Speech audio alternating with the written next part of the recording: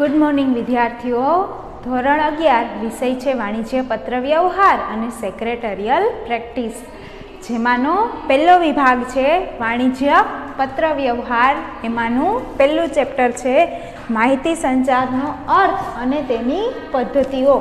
आ chapter मांथी विद्यार्थीओ आपणे आगळना विडियोमां विकल्पनी एक्सरसाइजनो अभ्यास कर्यो तो। आजे आपणे आ विडियोमां अमुक एवा प्रश्नो छे जे अगत्यना ए प्रश्नों अभ्यास करवाना छीए। तो आना जवाब छे ए हूँ तमने लखावुं छुं, ए तमारे नोटबुक में लखवाना छे। पहलो प्रश्न छे, माहिती संचार ए द्विमार्गी प्रक्रिया छे। शा माटे माहिती संचारनी प्रक्रिया छे एने द्विमार्गी प्रक्रिया गणवामां आवे छे? तो विद्यार्थीओ एना पहला प्रश्ननो जवाब लखो। माहिती संचार एटले माहिती संचार एटले धंधादारी एकममां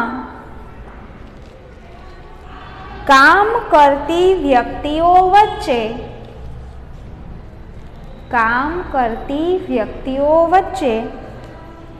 माहितीनी आपले करवी। माहिती आपवी अने मोकलवी। माहिती आपवी अने मोकलवी ए बंनेनो समावेश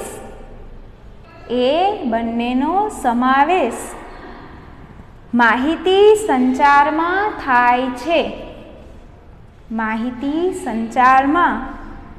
छे। उपरी अधिकारी फक्त पोताना मददनीशने हुकमो आपे एटले तेनु कार्य पूरुं थतुं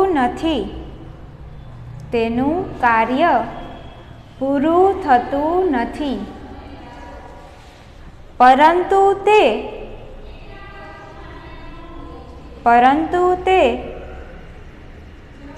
मददनीश पासेथी माहिती मेळवे,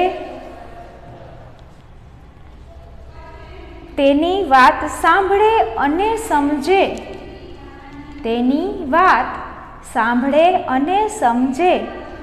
ते पण जरूरी छे।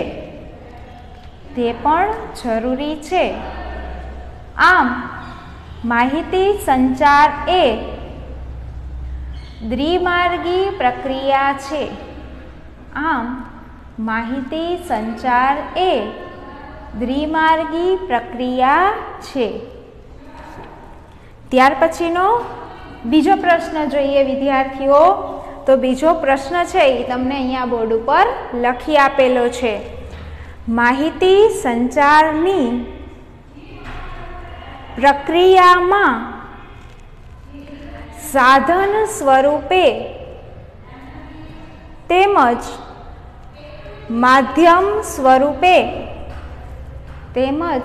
माध्यम स्वरूपे कोने गणवामां आवे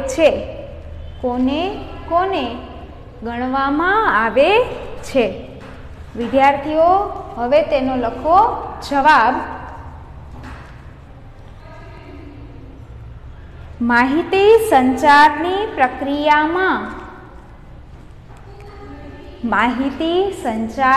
प्रक्रियामां भाषा पछी एक प्रश्न शब्दनी वच्चे अल्पविराम करता रहेजो। भाषा, शब्दों, लिपि, प्रतीकों, चित्रों, चिन्हों वगैरह ने साधन स्वरूपे तेमज मौखिक, लेखिक, हावभाव અભિનય દ્વારા, હાવભાવ અભિનય દ્વારા પ્રસ્તુતિ એ માધ્યમ સ્વરૂપે ગણાય છે.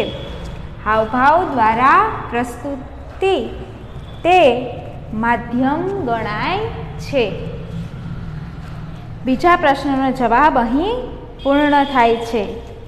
ત્યાર પછી આપણે જોઈએ ત્રીજો પ્રશ્ન.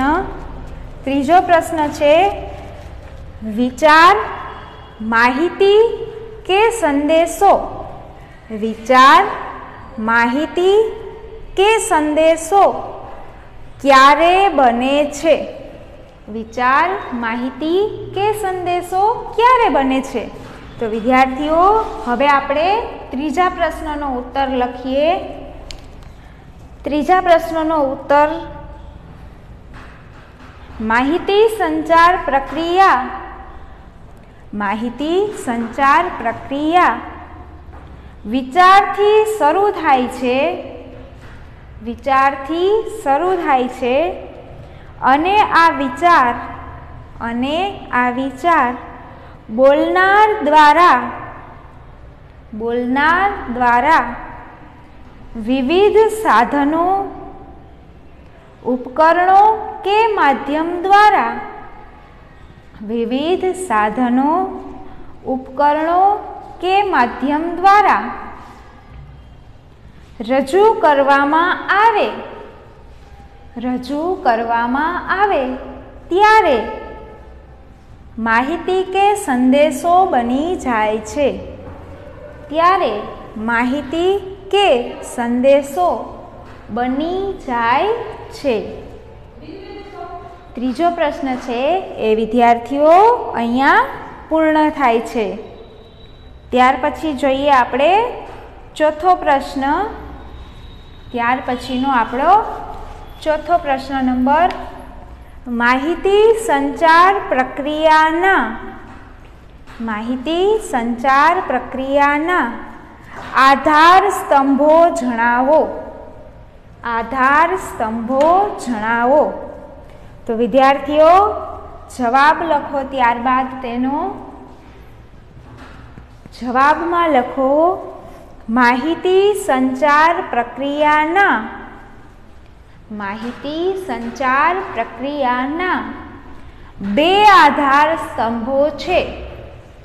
બે આધાર સ્તંભો છે. એક કરીને પહેલો પોઈન્ટ લખો, બોલનાર. પહેલો પોઈન્ટ બોલનાર અને બીજો પોઈન્ટ આવશે સાંભળનાર. બીજો પોઈન્ટ સાંભળનાર. તો વિદ્યાર્થીઓ, અહીંયા તમારો ચોથો પ્રશ્ન છે એ પૂર્ણ થાય છે. ત્યાર પછીનો પ્રશ્ન લઈએ આપણે, માહિતી સંચારની પ્રક્રિયા ક્યારે? માહિતી સંચારની પ્રક્રિયા ક્યારે સુપેરે પડી ગણાય? સુપેરે પડી ગણાય એટલે કે સફળ થઈ ગણાય. સુપેરેનો અર્થ થશે સફળ થઈ ગણાય, કે માહિતી સંચારની પ્રક્રિયા ક્યારે સફળ થઈ ગણાય. અથવા તો તમને એમ પૂછે કે માહિતી સંચારની પ્રક્રિયા ક્યારે સુપેરે પડી ગણાય, તો લખો એનો જવાબ વિદ્યાર્થીઓ. માહિતી સંચારની પ્રક્રિયા સાંભળનારના પ્રતિભાવથી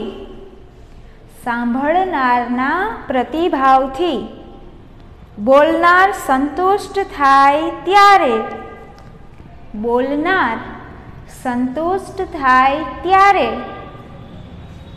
માહિતી સંચારની પ્રક્રિયા સુપેરે પડી ગણાય. માહિતી સંચારની પ્રક્રિયા સુપેરે પડી ગણાય. તો વિદ્યાર્થીઓ, અગત્યના જે પ્રશ્ન જવાબ હતા એ 5 પ્રશ્નોના જવાબ અથવા તો વિધાનના જવાબો છે એ આપણે આ વિડીયોમાં અભ્યાસ કર્યા. હવે પછીની વિગતો છે એ નેક્સ્ટ વિડીયોમાં અભ્યાસ કરશું. Thank you.